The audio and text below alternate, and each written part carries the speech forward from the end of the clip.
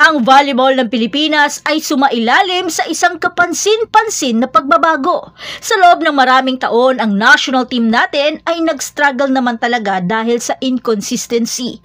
Ngunit ang taong ito ay nagmamarka ng isang punto ng pagbabago.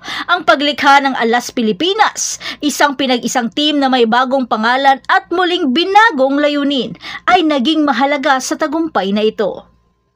Ang mga nagawa ng Alas Pilipinas ay nagre-replika sa kanilang nagawa.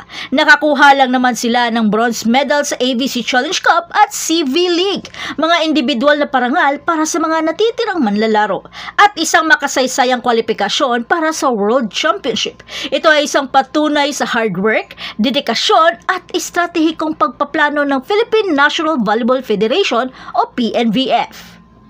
Ang mga manlalaro mismo ay binibigyan diin ang kahalagahan ng pagpapatuloy at pagtutulungan. Nagtatayo sila ng isang matatag na pundasyon at nakatuon sa pangmatagalang pag-unlad at pagkakaroon ng winning culture. Ang pangako na ito sa patuloy na paglago ang nagpapakilala sa Alas Pilipinas. At ang pamumuno ng mga bihasang international na coach tulad ni George Souza de Brito at Angiolino Frigoni ay naging napakahalaga. Ang kanilang kadalhubhasaan at patnubay ay nakatulong na itaas ang pagganap ng team sa isang bagong antas. At ngayon, naging maliwanag na ang kinabukasan ng volleyball ng Pilipinas sa pangunguna ng Alas Pilipinas at ang pag-host ng bansa sa World Championship.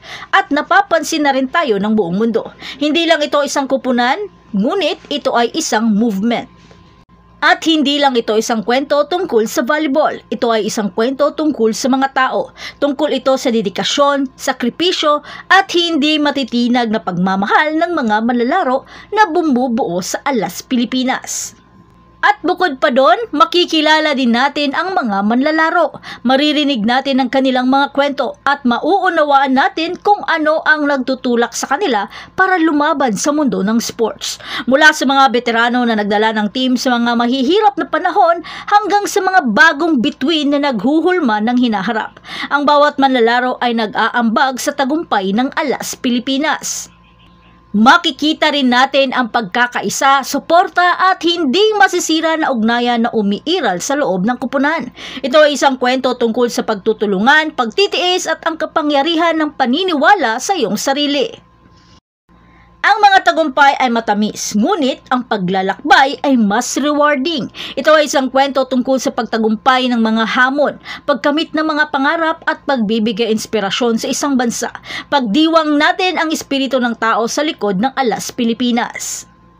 Kaya para sa akin, ang Alas Pilipinas ay higit pa sa isang kupunan. Ito ay isang simbolo ng pag-asa, determinasyon at hindi matitinag na Pilipinas. At yan ang lahat para sa ating update ngayon. Manatiling nakatutok para sa iba pang mga balita mula sa mundo ng Philippine Volleyball. Huwag kalimutan mag-like, mag-subscribe at i-spike ang notification bell para hindi ma-miss ang mga susunod na video. Hanggang sa muli, patuloy na mag-spike at mag-dig sa ating channel. But the reaction